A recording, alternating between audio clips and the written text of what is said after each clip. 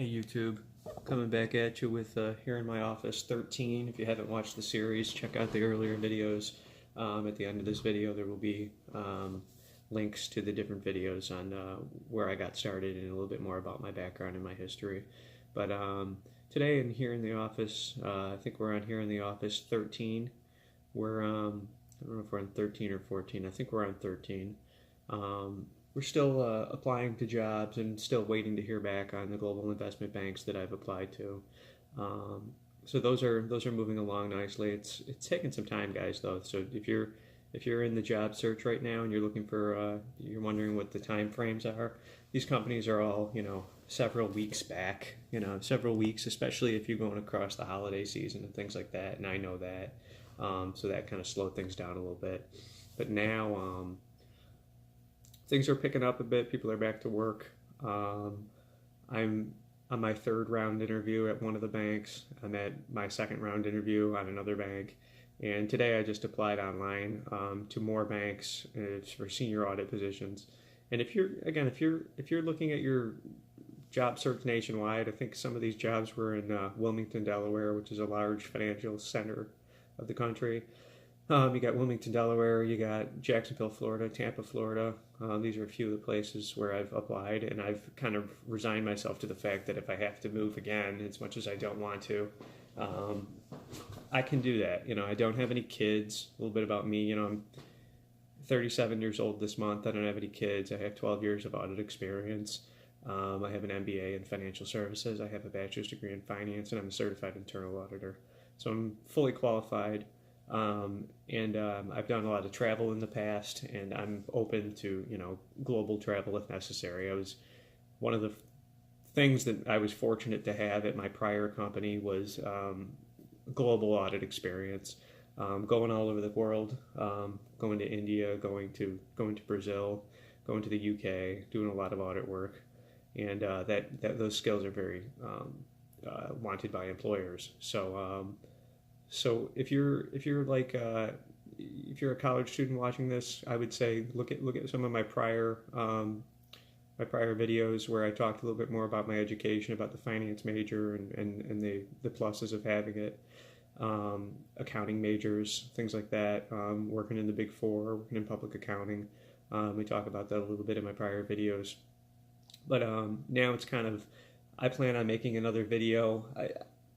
I probably should have waited to make Here in My Office 13, but I figured let's just go ahead and do it, and I'm kind of in the mood of making videos and in the mood of applying to jobs right now. So I would say, even though I have 2 jobs that are hot right now that are, closely looking at me, I probably have another 3 or 4 jobs that have been applied to that I haven't heard back on. So I might be hearing back from other global investment firms. I might hear back from other global banks, and I'm trying to keep everything global just because that's kind of been my, that's what's been worked well for me over my career, and it just makes things a lot more interesting when you're working globally rather than just working in a local regional position. And there's nothing wrong with that, but if you're able to work globally like I am and you're career mobile, take advantage of it, guys. It's a great opportunity, and it's very valued by employers. So if you look at my LinkedIn profile up at the top, I just state that my experience spans almost a dozen countries over a decade, because that's a heavy hitting thing. Not a lot of people have had that kind of experience, and not a lot of people bring that to the table. So working with people from all sorts of different kinds of backgrounds and cultures and religions and things like that, these are the things that you get to appreciate when you work in a global team. So I was always part of the global team, and I would like to be part of the global team going forward. But I think beggars can't be choosers, right? So now that I'm looking for jobs, if I find a job that's third-party risk management, but it's strictly located in New York City and that's the only experience I'll have, well, that's what it's like right now. It doesn't mean that that's what it has to be like forever.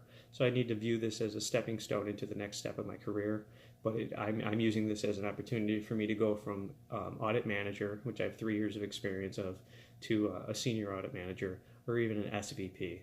So I'm targeting kind of higher level jobs, more at the $150,000 to $200,000 range, and that's probably all in with bonus, because typically a lot of these places pay bonuses. I was making a $25,000 bonus at my last job.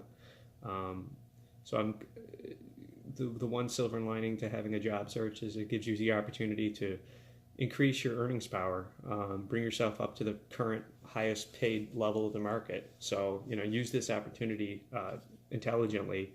You can really use it as a bargaining chip to get yourself better income than what you had before. So yeah, guys, that's what's going on. Waiting on a couple companies, and as soon as I hear back on those companies, I'm gonna make a video on what's going on, whether it's good or bad. I mean, if they reject me, I'm gonna talk through the process and say, this is how far we got. This is where I think we went wrong. Because believe me, if they come back with a rejection, I'm gonna be coming back to them with, could you please explain to me why I was rejected? I thought I was well qualified for this position. What would it have taken for me to get an offer? I'm not an expert interviewer. I'm kind of new to this too. So, yeah, I was never a job hopper. I was at my last company for 7 years, and the company before that for almost 6 years, the company before that for 5 years. So it's all in these chunks of 5 to 7 years of time frame. So now that I'm out there interviewing again, it's very possible that there's things that, I'm leaving off of the table that I should be bringing to the table. Maybe there's experiences and things that they need to know about that I haven't made it very clear to them. But I'm staying positive right now, guys. I'm in a good position. I'm in a financial position where I can pay the bills and keep my operating costs going, probably for the next 7 months or so. And but in understanding that I've been unemployed.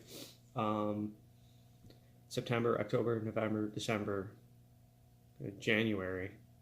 I'm at about, you get 6 months unemployment, okay? My unemployment started kicking in October. So October, November, December, or January, February, March. We got through March. So once that unemployment stops, that's when the red light will flash, and I'll say, okay, now we have zero income coming in. We really need to take something, and I might take something that is, maybe it's another audit manager job. It's not a senior audit manager, but it at least gets me my foot into the door, gets me where I want to go. But we're not pulling those alarms yet. We're not at that point, and hopefully we never get to that point. Hopefully we get a position and we get rolling right away. So guys, just stay tight if you're looking for a job right now. Remain hopeful and know that these companies, these human resources departments, are understaffed and overworked, and sometimes it takes a little more time for them to get to you than it needs to be. So if you like this video, check out my other videos over here. These are earlier videos of here in my office where you can get a little more background on me and where I'm from and where I'm going. So thanks, guys.